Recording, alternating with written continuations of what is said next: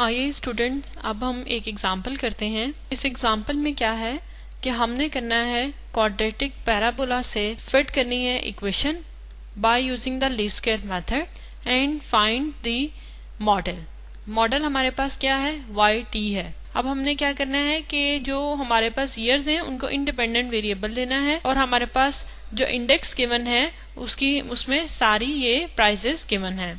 Use your result to estimate the value of the index for 1935। 1936 से पहले 1935 की value आएगी, फिर 1936 है, फिर 1937 एंड 1938, 1939 इस तरह से वैल्यूज हैं। हम कोई भी वैल्यू को प्रिडिक्ट कर सकते हैं। जब हम अपने मॉडल को फिट कर लेंगे तो उससे हम अपने कॉन्स्टेंट्स की वैल्यूज को निकाल के कोई भी वैल्यू प्रेडिक्ट कर सकेंगे। देखिए इसके सोल्यूशन में सबसे पहले हमें क्या चीज रिक्वायर्ड है, हमने क्वाड्रेटिक पैराबोला जो है वो फाइंड आउट करनी है। क्वाड्रेटिक पैराबोला के ये मतलब है कि अब हमारे पास जो इक्वेशन आएगी वो इस तरह से हो, y है t equals to a plus b x plus c x square. ठीक है, ये क्या है, ये क्वाड्रेटिक है, सही। यानी कि अब x की पावर स्क्वायर में आ रही है हमारे पास। अब इससे नॉर्मल इक्वेशन जनरेट करनी है। देखिए इसमें कांस्टेंट्स कितने हैं हमारे पास, a, b and c। Means कि हम 3 नॉर्मल इक्वेशंस भी इससे ड्रा करेंगे। फर्स्ट ऑफ ऑल क्या करना है, हमने करना है सम ऑफ y कर लेंगे इक्वल्स टू, जब इसके साथ सम लगाएंगे तो कांस्टेंट के साथ सम आएगा तो वो n हो जाता है क्योंकि उसके साथ नहीं लिखा जाता sum, plus b sum of x plus c sum of x square. सिर्फ ऊपर वाली इक्वेशन के साथ मैंने सम लगा दिया है। जिस तरह के हम लीनियर इक्वेशन में लगाते थे इसी तरह हम क्वाड्रेटिक में लगाएंगे। फिर हम क्या करेंगे, इस वाली इक्वेशन को सम ऑफ एक्स वाई, यानी इसको हम जो है वो इस वाली इक्वेशन को x के साथ मल्टीप्लाई कर देंगे तो ये a सम ऑफ x आ जाएगा। क्योंकि अब जब सम ऑफ x को जब लिखेंगे तो उसके साथ सम आएगा, इसलिए क्योंकि x is a variable, plus b sum of x square plus c sum of x cube. अब हमने क्या करना है, sum of x square y कर लेना है। यानी इस वाली इक्वेशन को आप दोबारा जो है वो x के साथ मल्टीप्लाई करें तो आपके पास क्या आ जाएगा, a sum of x square plus b sum of x cube plus c sum of x 4।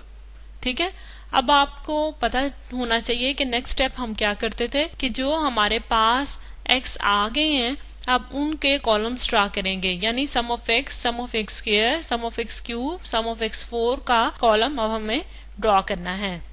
ये देखें, for finding A quadratic parabola line by the method of least square to the annual average we have to find out these columns। x का हमने column लिख लिया है, ये हमारे पास x का कॉलम आ गया है और अब हम उसके accordingly x square, x cube और एक्स 4 बनाएंगे। यहाँ देखें कितनी वैल्यूज हैं y की, 1 2 3 4 5 6 7 वैल्यूज हैं। हम x किसी तरह से भी ले सकते हैं, इधर x इसके अकॉर्डिंगली लिया गया है कि जिस तरह 1924 है और फिर 1927 है, यानी 3 वैल्यूज का डिफरेंस है। इसी तरह 0 3 6 9 12 15 18 इसी तरह से लिए गए हैं। देन इनको सम अप करके 63 लिखा हुआ है, यानी कि इसके y की वैल्यूज के अकॉर्डिंगली हम x का कॉलम बना लिया है। देन हम क्या करेंगे, एक्स स्क्वायर लिखेंगे। एक्स स्क्वायर में देखें जी, फर्स्ट जो है हमारे पास 0 आ जाएगा, 9 16 36 144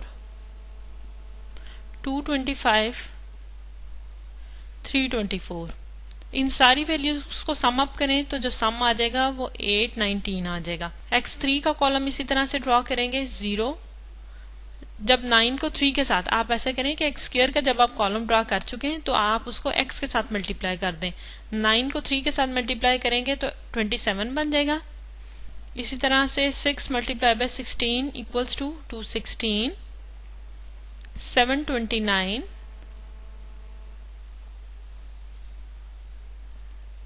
3375 58 32। और इन सारी वैल्यूज को सम अप करें तो हमारे पास क्या आ जाएगा, हमारे पास ये वैल्यू आ जाएगी। अब हमने x4 को कॉलम ड्रा करना है, बिल्कुल उसी तरह आप x3 का जब कॉलम ड्रा कर चुके हैं तो उसको फिर x से मल्टीप्लाई करेंगे तो x4 आपके पास आ जाएगा। अदरवाइज कैलकुलेटर पे आप एक वैल्यू लिखें, 3 लिखें और उसकी पावर में जाके 4 लिख दें, क्योंकि पावर का यूं करके सिंबल कैलकुलेटर्स पे बना हुआ होता है, तो उसकी पावर पे जाके 4 लिख दें, यानी कि 3 की पावर 4 इक्वल्स टू आपके पास आ जाएगा 81। आप डायरेक्ट भी फाइंड आउट कर सकते हैं।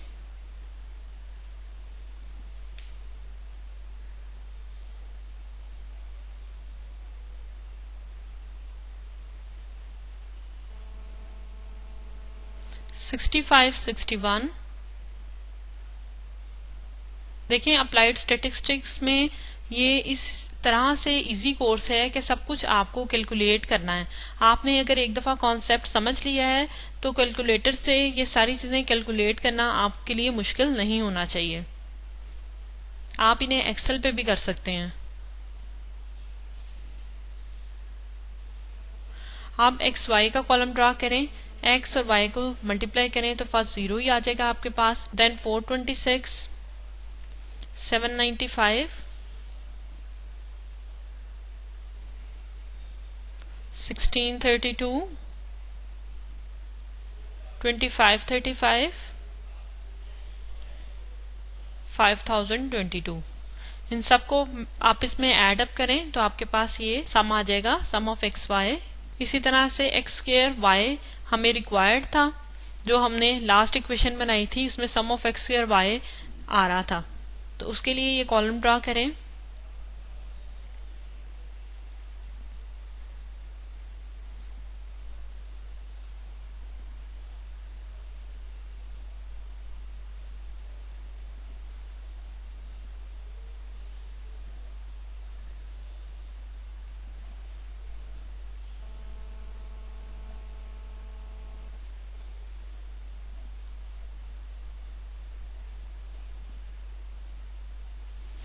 इस कॉलम को ऐड करें, ये आपके पास आ गया है। अब हम क्या करेंगे कि जो अभी अभी हमने ये इक्वेशंस फाइंड आउट की हैं, इनकी जगह हम इन वैल्यूज को पुट कर देंगे, यानी सम ऑफ वाई की जगह सम ऑफ वाई की वैल्यू लिखेंगे equals to n a. N number of observation कितनी है हमारे पास 7, और ए बी और c these are the constants, we have to find the value of the constants. So अभी हम इसको इक्वेशन में इसी तरह से लिखेंगे। मैं आज आपको पूरा इसका मेथड बताना चाहती हूँ, जो कि आपने लीनियर इक्वेशन में या जो हम हैं साइमल्टेनियसली इक्वेशन सॉल्व आउट करके ए और बी सी की वैल्यूज को फाइंड आउट करते हैं, वो किस तरह से करते हैं मैं आपको वो रिकॉल कराना चाहती हूँ। आपने अपने मैथ्स के कोर्स में ये किया होगा, लेकिन इसको स्टैट्स में भी यूज होता है और आपको ये आना चाहिए। ये बहुत ही इजी मेथड है। आइए अब हम इसको देखते हैं किस तरह से करते हैं। आपके पास ये देखें सब्स्टिट्यूट कर दी हैं हमने वैल्यूज, और हमारे पास ये 3 इक्वेशंस बन गई हैं।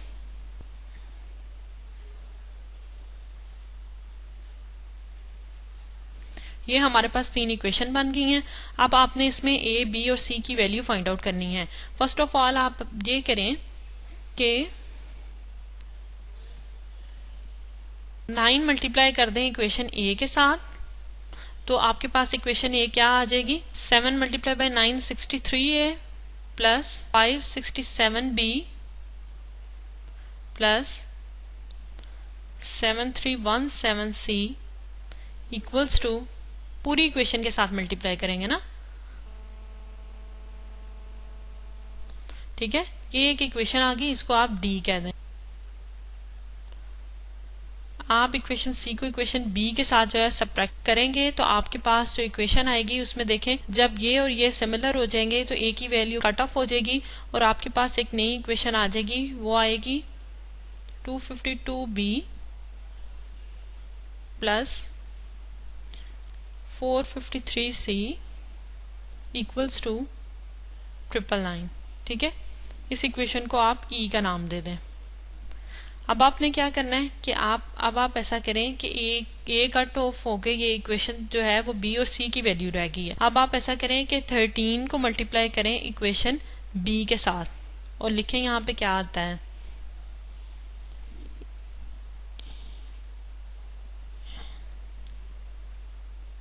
प्लस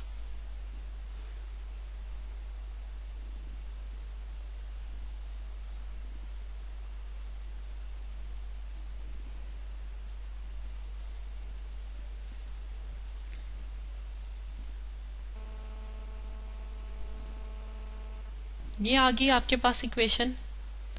अब आपने क्या करना है कि c को सब्ट्रैक्ट कर दें माइनस f के साथ। f के साथ जब हम करेंगे तो अभी अभी जो a की वैल्यू ये और ये है c, इसको इसके साथ सब्ट्रैक्ट करेंगे तो आपके पास क्या वैल्यू आ जाएगी, a की वैल्यू फिर खत्म हो जाएगी और आपके पास आ जाएगी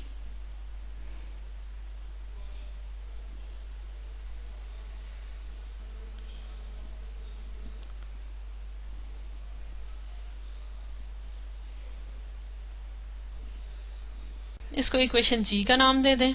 ठीक है, अब आप क्या करें कि आपने जब भी ये इक्वेशंस फाइंड आउट करनी है, ये जो मैं सारा कुछ कर रही हूँ ये मैं किस लिए कर रही हूँ, ए बी और सी की वैल्यूज फाइंड आउट करने के लिए कर रही हूँ। लेकिन आप ये देखें कि अगर आप इस तरह से नहीं करना चाहते, ये साइमल्टेनियसली मैं इक्वेशन सॉल्व कर रही हूँ, उनको सिंप्लीफाई कर रही हूँ, तो आप खुद से जो आपको समझ आती है कि नहीं मैं सबसे पहले इस इक्वेशन को सॉल्व कर लूँ इसकी बजाय या इसको कर लूँ, तो आप वो भी कर सकते हैं, क्योंकि आपका जो मकसद है वो सिर्फ ए बी और सी की वैल्यूज फाइंड आउट करने के लिए है। और आप से थोड़ा सा डिफरेंट मेथड भी यूज करते हुए ए बी और सी की वैल्यू को फाइंड आउट कर सकते हैं। अब आप ऐसा करें कि इस इक्वेशन को आपने जी कह दिया है, इक्वेशन ई ये वाली है, इसको आप 5 से मल्टीप्लाई करें तो आपके पास क्या आ जाएगा 1260b प्लस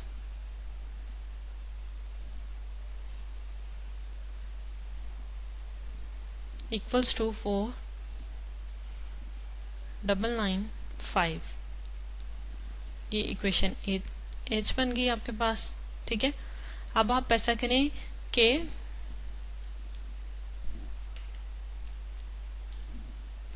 जो इक्वेशन जी है उसको सब्ट्रैक्ट कर दें इक्वेशन एच के साथ। ठीक है, ये करके देखें तो आपके पास क्या आ जाएगा 6804 C equals to 9063. We can find the value of C equals to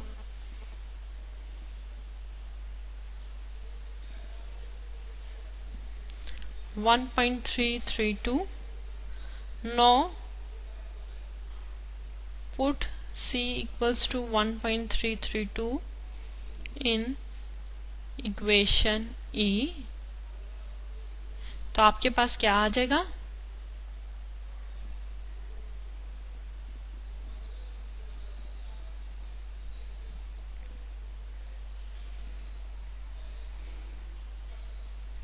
C की वैल्यू पुट करें, यहां से आपको किसकी वैल्यू फाइंड आउट हो जाएगी B की वैल्यू। ठीक है,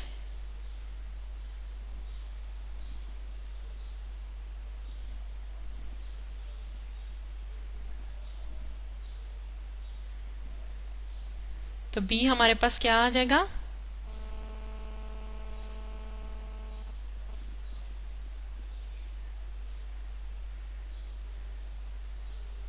divided by 252। B comes out -20.012। अब B और C की वैल्यू किसी भी एक इक्वेशन में पुट करें,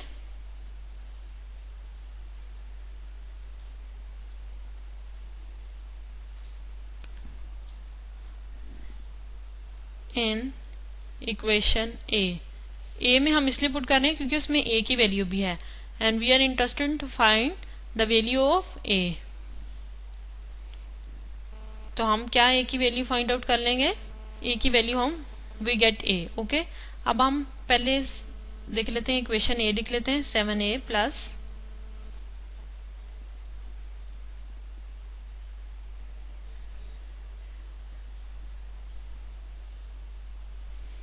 यानी 7A प्लस 63 और C की वैल्यू क्या थी हमारे पास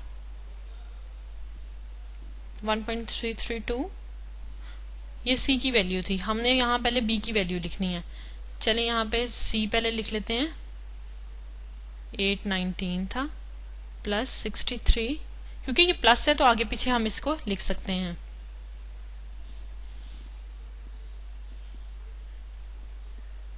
देन सिंप्लीफाई करके A की वैल्यू हमारे पास 192 आ जाएगी। ठीक है, hence the required equation of the quadratic parabola is, जो रिक्वायर्ड इक्वेशन है वो हमारे पास क्या बन जाएगी 192 minus 20.012x plus 1.332x square, क्योंकि जो इन एक्चुअल हमारे पास y हैट होता है वो क्या होता है, y hat t equals to a plus b x plus c x square.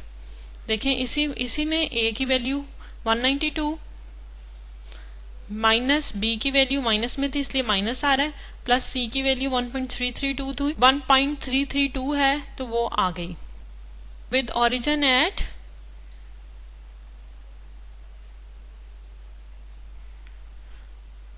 1924 में है। To estimate the value of the index for 1935 we put x equals to 11 in the above equation and we get. देखें 1935 में हमारे पास क्या आएगा, 11 की आएगी ना उसकी वैल्यू, क्योंकि 12 है और फिर 11 आ जाएगी। अगर हम पुट कर दें 11,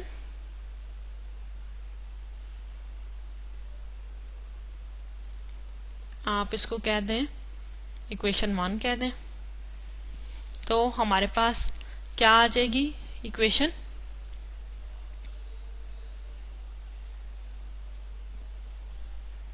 हमारे पास एस्टिमेटेड वैल्यू आ जाएगी 133।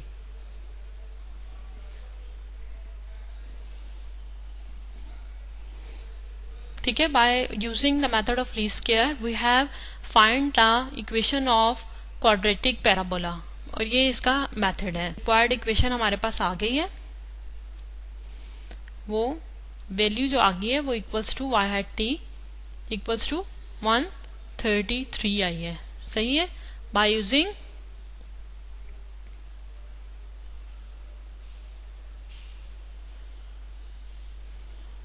मेथड ऑफ लीस्ट स्क्वायर, ये है मेथड ऑफ लीस्ट स्क्वायर ही। उसमें हमने क्या किया है, हमने क्वाड्रेटिक पैराबोला फाइंड आउट किया है।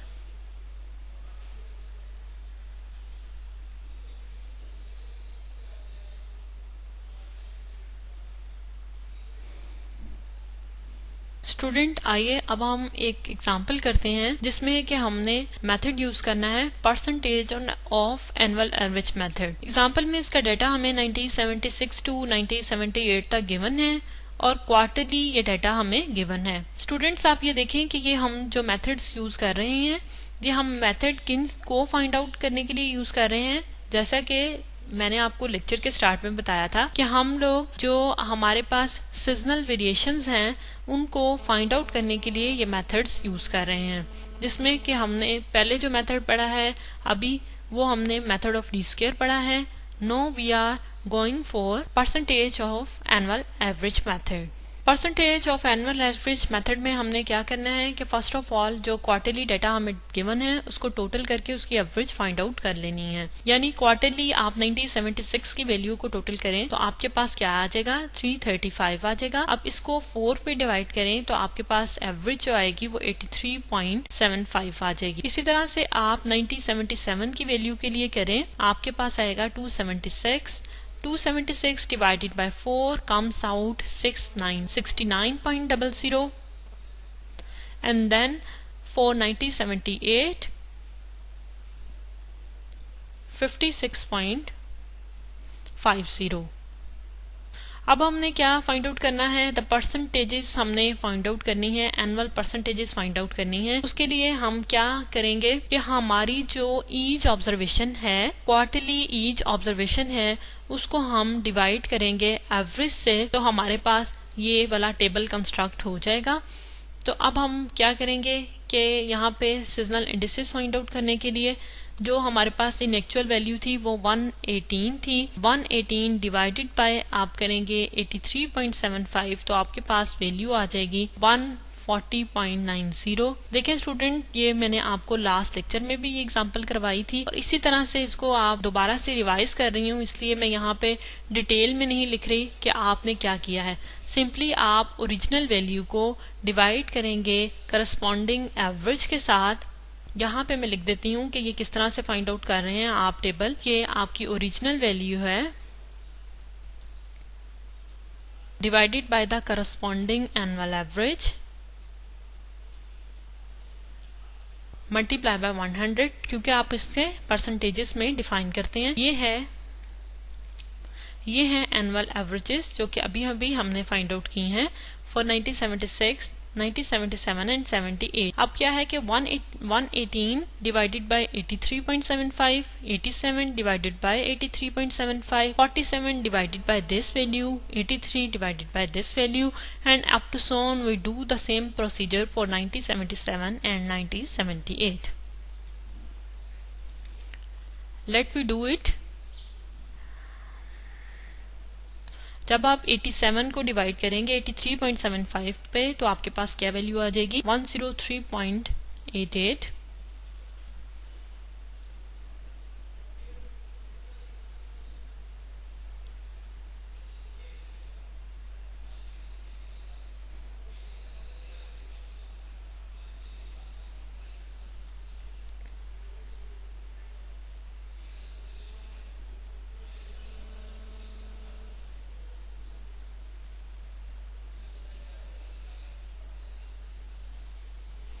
$129.20, $107.96, $63.72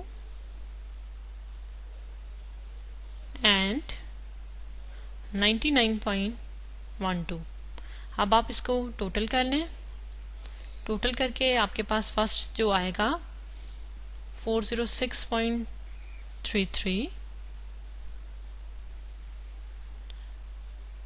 64, 179.26 एंड 296.77।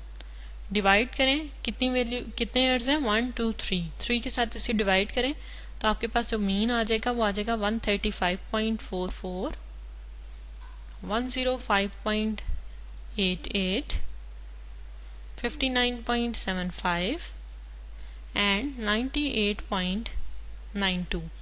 सम अप करें इन मीन वैल्यूज को तो आपके पास क्या आ रहा है 399.99। ठीक है, approximately equals to 400 means the sum of the mean percentages is 399.93 which is close to the desired total of 400. Therefore no adjustment is necessary. Hence the desired seasonal indices कौन कौन से हमारे पास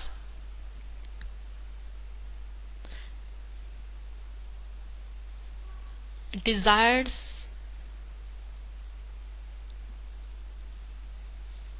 इंडिसेस हमारे पास यही डिजायर्ड सीजनल इंडिसेस हैं।